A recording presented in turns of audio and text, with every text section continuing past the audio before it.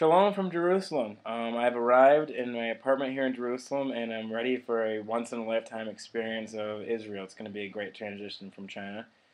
The first little loophole or adventure was actually getting on the airplane.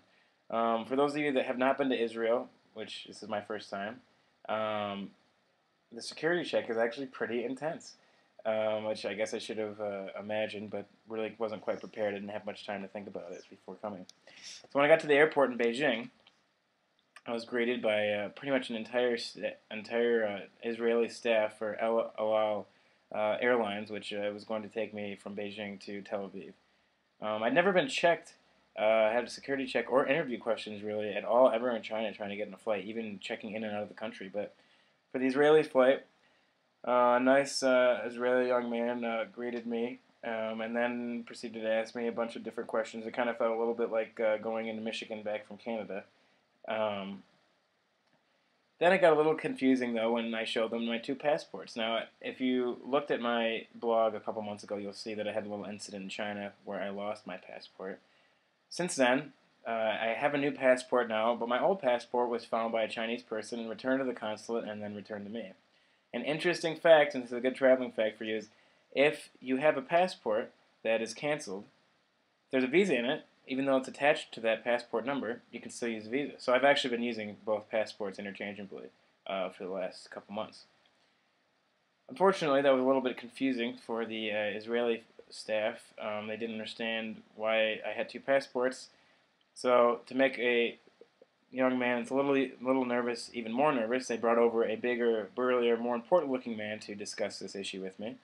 I was so nervous that when he reached his hand out to me, I nervously just fumbled and gave him my passports. And he says, "No, no, no, no, it's okay. I just want to shake your hand. Everything's fine." So we had a conversation, asked me the same questions, and went me through. Um, After that, they instructed me to be to the entrance gate to the flight, no more than an hour from when I had met them. So I thought, okay, what do I have to do now? So I did their wishes. I really quick scarfed down some Burger King, went through the Chinese visa check, went through checking my bags again and for the carry-on, and then proceeded to the entrance gate.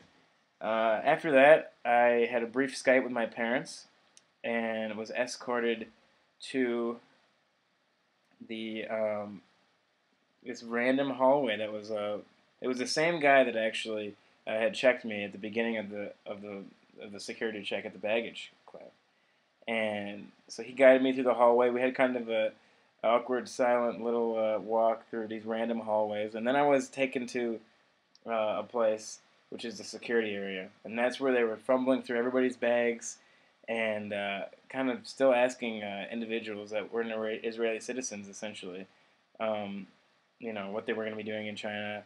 I got the whole pat down. So yeah, I was mildly nervous. It was kind of crazy. I was in a random place in the airport, and my things were being looked through. But through it all, I actually ended up having some really good conversations with some of the guys. This is what they do for, every day, day in, day out. They check people's luggage. And the guy looked at my MacBook computer and he says, "Oh, American, really need this MacBook, huh?" And so we had a good conversation. I talked to the big burly guy that had checked me at the beginning.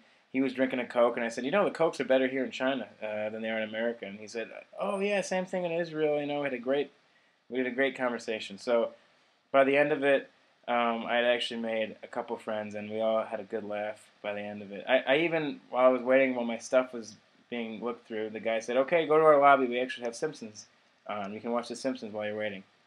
Sure enough, I watched the Simpsons TV show while I was waiting, while my luggage was being rummaged through.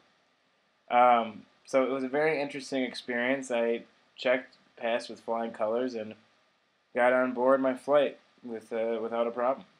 But it's just interesting to see how different it is to go to Israel from China, or really go to Israel at all, than it is for me to go to China.